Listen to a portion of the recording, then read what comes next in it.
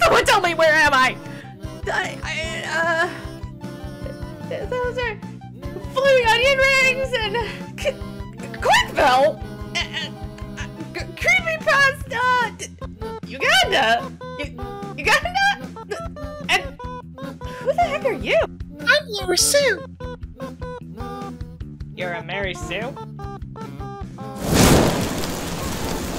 Someone get me out of here!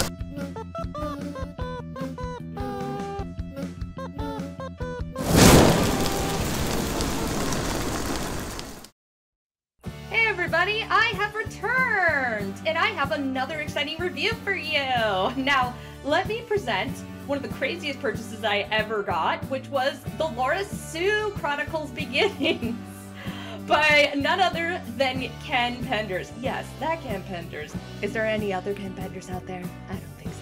And as you can see, it also came with this little postcard with our main character, Laura Sue, because I am just so excited for this one. And so, without further ado, let's just get right into the review. If you are new to this channel, or, you know, it's been a while, so pretty much let me go in and refresh you all that this is a channel where I review things by drawing.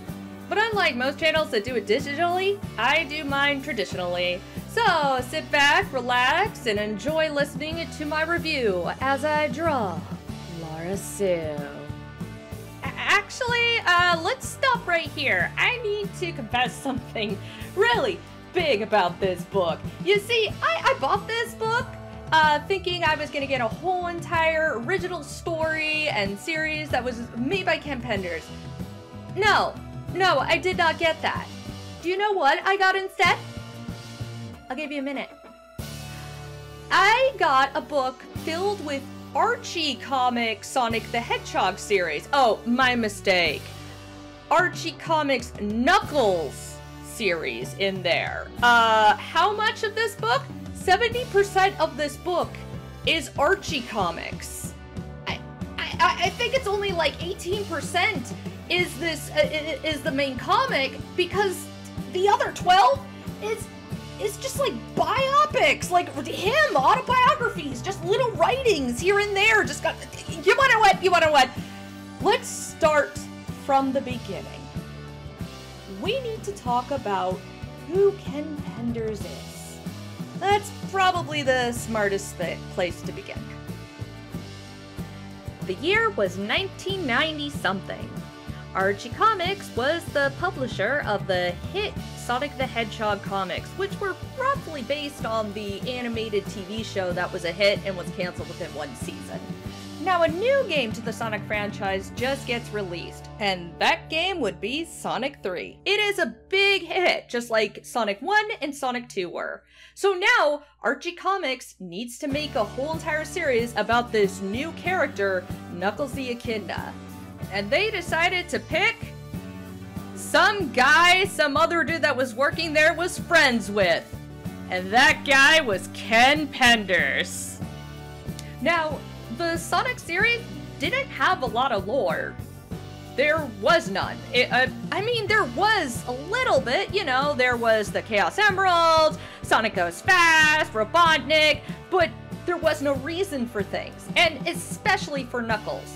We didn't know anything about what happened to the Echidnas or anything. That was like, 10 years later in the Sega Dreamcast era? Like, dude, we had nothing to work on. So this was a complete sandbox for Ken, and he was allowed to write any story he wanted.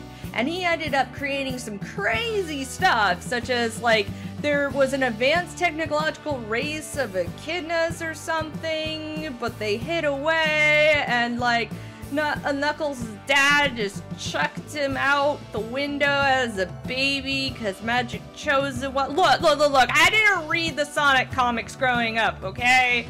I wasn't even near a comic book shop growing up. Listen, that's for another day. But look, I didn't know much about the Sonic comics. I had friends that did, but no, not me. But what I did know, what I learned, was that Ken Penders has a huge ego. From what I learned, I have never seen a man single-handedly destroy so many things thanks to just pretty much believing he is the greatest thing in the Sonic franchise. It's weird. Oh, you guys gotta hear this. Let me explain. So, apparently, back in the day, remember how I said there was that cartoon that the Archie Comics based their Sonic comics on? Well, the creator of that decided, hey, I kind of want to make a wrap-up for the series since it got canceled before we got to make a good ending. And I want to make it into a movie. Well, he was put into contact with Ken Penders. So, Penders' job was to help him pitch this to Sega. So Sega could greenlight it, and then we get the ending. But here's the thing. Penders was only supposed to help.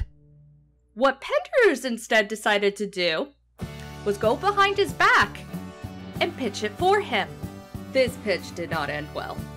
This pitch did so bad that I think the guy got blacklisted from anything that Sega was doing.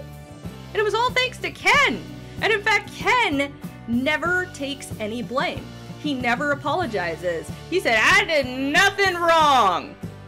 And you'll start noticing that's a reoccurring habit of Ken Penders, that everybody else is wrong, and he is always right. I have no idea what's wrong with this guy, but oh my gosh, help me. And it doesn't get any better from here, folks. I mean, so in like the 2000s, I don't know when the DS was still a thing, BioWare apparently decided, hey, let's take a break from making Mass Effect 2 and make a Sonic game about echidnas from space. And that sounds fine and all, you know, like, there's like 500, like, Sonic games out there, but no. This one was a big issue for Ken Penders. Because why? Because he said they stole his idea. So apparently this game had like a technologically superior space race of echidnas that come to invade, and apparently his Archie comics had like cyborg echidnas in it too. So pretty much he said they stole the idea from him. I mean, it's not like this whole entire franchise of Sonic the Hedgehog has to do with a bunch of animals turning into robots and then, like, some people in it are evil and turn others into robots and try and take over the world. Nah, that's totally not a thing. No, Ken Penders is totally original. So, here's a recap for you. Ken Penders is a man making comic books for a game franchise that is mostly located in Japan. And he wants compensation because he believes their video game, made by a company located in Canada, stole his idea, which was in an American comic. Do you see how weird that is? Oh, and it gets weirder. So yeah, Sega is pretty much like, no, we're not gonna give you credit for something that you probably didn't have anything to do with. So Ken gets really mad about this, and because of his huge ego, he immediately takes this to court. Now, you would obviously think this is gonna get thrown out. I mean, he makes pretty much the equivalent of a fan fiction of a video game franchise. But except this one's just published. The thing is, yeah, it should've, but things get crazy. So Sega gave Archie the rights to make Sonic the Hedgehog comics. Archie Comics hired Ken Penders to make the Knuckles the Echidna series for their Sonic line. And because this is a very large video game franchise, there's going to be large contracts that dictate what Ken can and cannot do, and where his creativity draws a line, and what Sega owns and what he does not. Notice the word should was used. It turns out Archie Comics could not find the contract. And it wasn't only Ken. They couldn't find contracts of a ton of their creators. They were so bad at organizing all their paperwork, it was just pretty much lost. I mean, I think I've seen before their headquarters, which looked like one of those storage units. It's bad. It's really bad. And it does explain why they couldn't find any paperwork. So Ken wins his court case on account of Archie's incompetency to actually do their job. But to Ken Penders, this win was because it was him, and he's always right, and he's some sort of echidna messiah or something. I don't know. But what I do know is that now he owns every single OC donut steal he made for the Archie comics. And not only him, a bunch of other Archie creators now own the rights to their OC's donut steal, because Archie revealed they couldn't find their contracts either. So, because of this whole entire lawsuit, Archie Comics couldn't continue the series. They had to do like a huge universe retcon because every single OC character was not a property of Archie Comics anymore, but whoever made it at the time.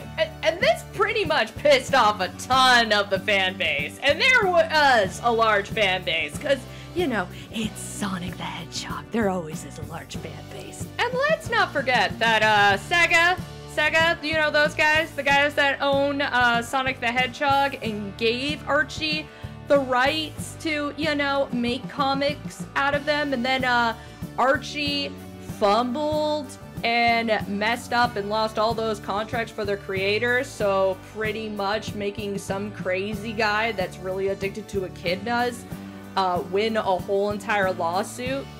Yeah, Sega was a little bit more than just a bit pissed at them. Immediately after that court case, it was obvious that they were not going to be allowed to get a contract renewal to make more Sonic comics. Once that contract expired, Sega immediately went to IDW, and that's when the IDW series started. And IDW decided that they were going to follow more of the video games and not of a canceled cartoon series from the 90s. And I'm not bashing on the series or the cartoon. I grew up with that cartoon. I loved that cartoon.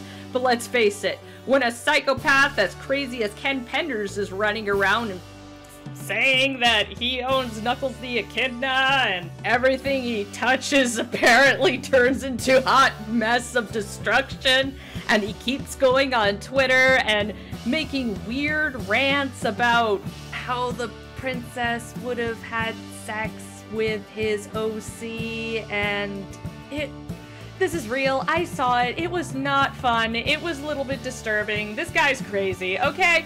Pretty much nobody wants to touch him with a 10-foot pole, and anything that has him anywhere near it, nobody's gonna touch.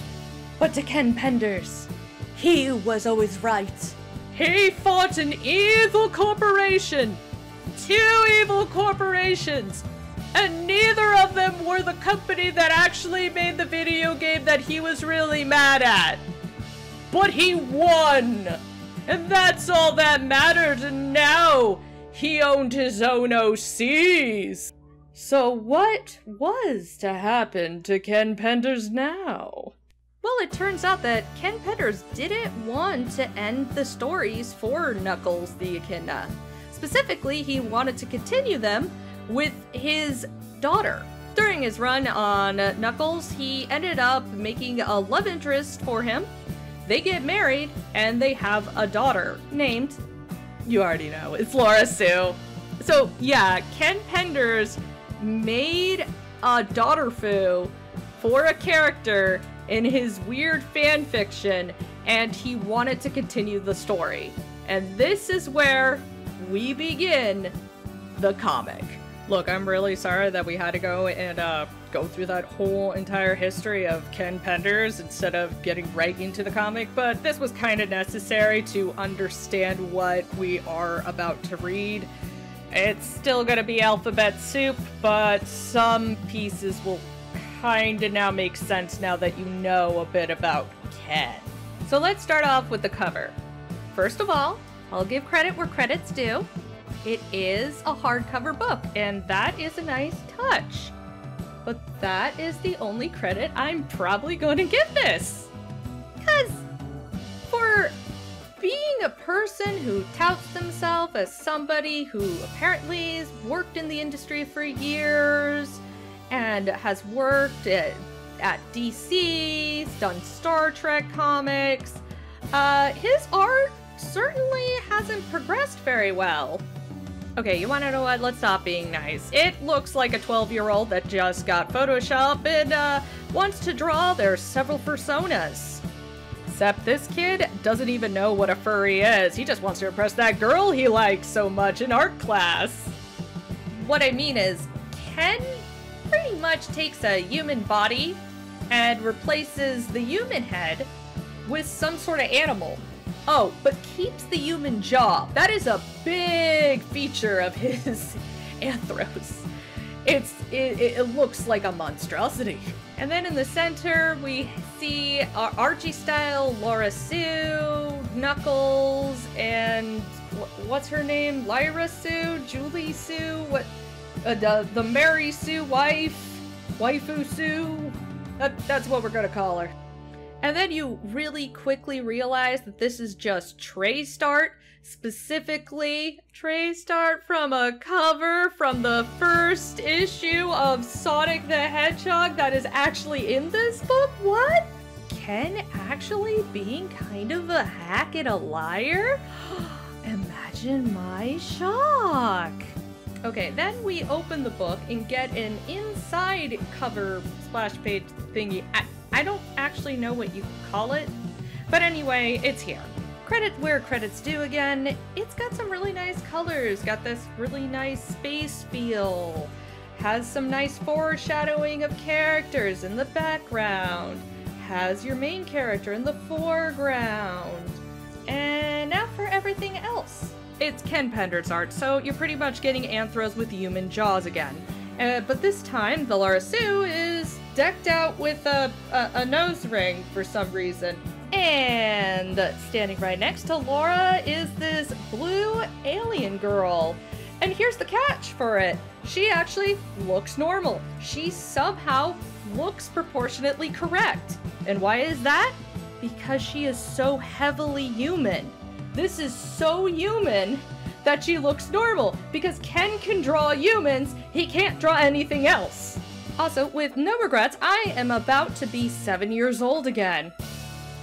That girl's got nipples! That girl has nipples, and they are showing. Ken literally dotted her out, and when I mean dotted her out, there's dots everywhere on this body, but you'll suddenly notice that there's a bunch of dots in one large circle on each of the breasts of this female humanoid character. He put boobies and nipples in the book, and this won't be the only time he does it. Ken, what is wrong with you? Now, past that, we get a nice dedication for his wife, which is really, really sweet. And then we get to the next page, which has a nice autograph for me, and another traced Laura Sue. And then we get to the table of contents with non-traced characters that are still very Photoshop-ish. And then we finally get to the meat and potatoes of this book. No, I lied. It's a biography page, 2 pages to be exact, of him telling his history of how he got into the Sonic and Knuckles comics. So once you're all said and done with that, you go straight into the Archie comics, which kind of tell you the story of Laura Sue and her father. This is supposed to be a series that took place 20 years into the future. So apparently, in the future, Knuckles and Sonic managed to defeat Eggman or something, and they live happy lives. Knuckles has a daughter now named Laura Sue, and he lives in the cybernetic utopia with his daughter and wife. And everything seems to be going awesome. And then there's like all little teenager things, like a prom, because I guess you need that. But then apparently there's some sort of prophecy or some legend story that's gonna be that, like, hey, Knuckles, you're going to destroy the world or something, you're gonna become, like, super evil. And so he decides, I'm gonna go back in time and try and stop it. No, wait, no, he doesn't go back in time.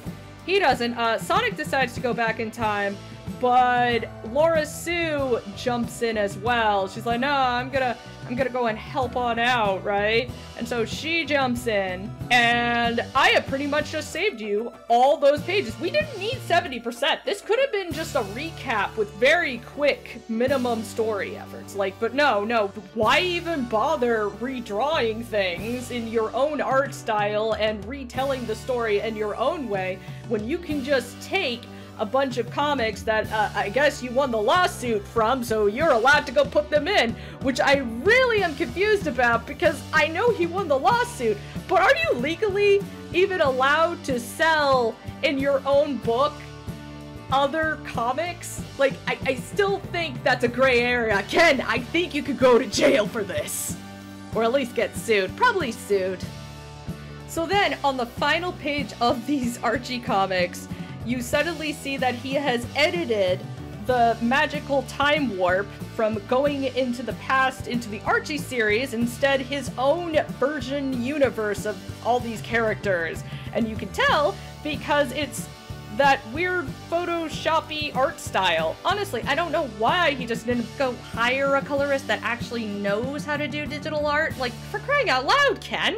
Most of this book you didn't even draw! And just in case if you had more questions or wanted to hear another autobiography by Ken Penders delivers, because as soon as this Archie page is done, you get another one. In this history lesson, Ken decides to go and tell us how he created this Archie 25 years later for Knuckles, how he created Laura Sue.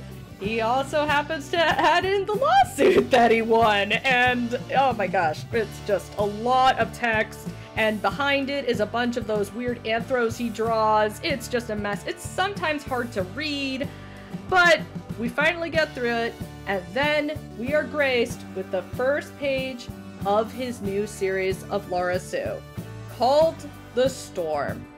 So we open up our story with this guy named St. John that is apparently security for a royal kingdom. I'm guessing you had to read the Sonic comics to understand this. He's talking to some dog girl who he accuses of being a spy, and they go into this like little spat for a few seconds, and then a giant flash of light happens, and then all those Sonic anthros suddenly vanish and transform into more of Ken Penders' Abomination style. They don't actually seem to notice that they have magically transformed, but they do notice that they are getting an incoming message. Turns out it's from those space Echidna people, and this time they look like they came right out of Stargate.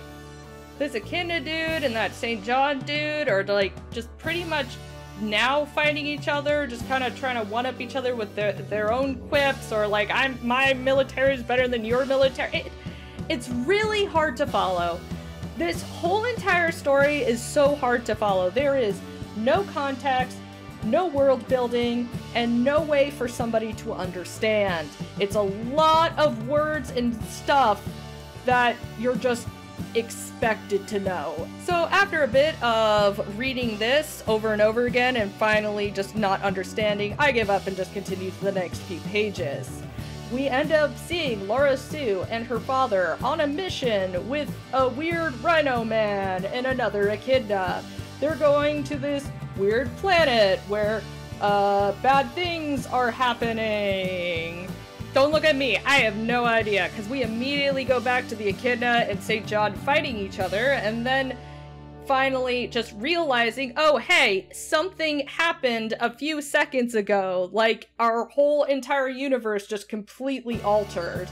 And so yeah, that is just to quickly explain why everybody's faces changed in the beginning of the book. Yeah, that whole entire Archie final page where they went back in time completely altered the timeline and made a new universe, and that's why everybody looks different. The end. No, seriously, that's the end of the storm. And then we will get into the actual story. Haha! I actually lied! We are actually gifted with another text page by Ken Penders. This one explains what we just saw in the previous chapter, which is pretty much the Archie thing, change the timeline, everybody transforms. Okay, great. Now we get into our main story, which is called Laura Sue Chronicles Shattered Tomorrow. We open up to, finally, our main character on a planet called Chronon 37, and it says post-cataclysm. So I guess this is like one of those, yep, that's me. You're probably wondering how I ended up here. And yeah, it's one of those. Her monologues explain to us that her dad is dead, she feels all alone, and she doesn't know what to do. Meanwhile, we go to another planet, or something, called Chronon 43, where we finally meet a actual human. He talked to somebody on his intercom, kind of revealing that he's some sort of, like, soldier, and they're on a rescue mission, because I guess they had a distress beacon here. But it's, once again, really hard to understand what on earth is going on. They just keep spouting on about, like, groups and organizations and protocols that nobody's gonna know because this was never explained in this story. But finally, going through all that, we get to the point that he was on this planet to begin with. He finds a video recording of Laura Sue explaining her whole entire life story. Yes, that's right, it's one of those stories where this is all in the past. We're just hearing it through her. Nothing is happening at the present. Whoop-de-doo. You already said that like 5 minutes ago when you had her on that planet and you said it was like post-apocalypse or whatever. Anyway, the Laura recording goes on about her whole entire life. It talks about her little adventures, her childhood, that prom scene for some reason, and of course going all the way back to her birth. And once again, my 7-year-old is coming on out because Ken drew more nipples. More booby nipples. Because apparently nothing screams childbirth like showing anthro-humanoid abomination nursing. Yeah, that's totally what I needed. And then after a bit more of going down memory lane, she gets into the main story. We are taken back to that ship that Laura and her dad were on during that time where, remember, like that St. John and Akinadu were fighting? They were on a ship doing a mission? Yeah, we're back there. So anyway, they land on that planet, and Laura is meant to stay behind. Meanwhile, the others will go out and, like, look for rocks or something. It's super dangerous, so they keep her there as the pilot. Anyway, after a little bit, somebody comes back. It's a rhino dude with the robot Echidna, but not Laura's dad. Apparently, he sacrificed himself to make sure that the rest escaped. Laura sorrowfully accepts this as the fate of her father, and they begin to fly off, trying to go and get medical aid for the one guy that is severely injured. But before officially leaving and getting yelled at by a bunch of people about stuff that I don't really understand, we see her dad as a ghost spirit in the sky for some reason, but they don't really explain. And that's the end of the book. No, seriously, it is. The next 2 pages are just pretty much advertisements for the next issue. I apparently bought just a giant advertisement for the actual comic. The final pages of this book are a bunch of character sheets, some that were in this book, some that weren't, along with a special thanks page that was, I think, everybody that helped kickstart the book, and then just an acknowledgement. Now that we're completely finished with the book, I am going to give my honest opinion. It's great to have your own original characters and your own original storylines, but when nobody is understanding what you are doing, and you want to use an art medium that you have no experience in and probably need a few more years of training in, maybe you should wait. That or, like I said, you can always hire help. An editor would be great. And in fact, a colorist would probably help with a few things in there. Not everything, but a few things. Unless you like seeing weird abomination furries or needing a dictionary, an encyclopedia, and a guidebook to fully understand this world building, or weirdly drawn furry tits, this book definitely isn't for you. And that's all I gotta say for today. I hope you guys have enjoyed this review. Let me know what you think. Anyway, I'll see you around. Bye-bye!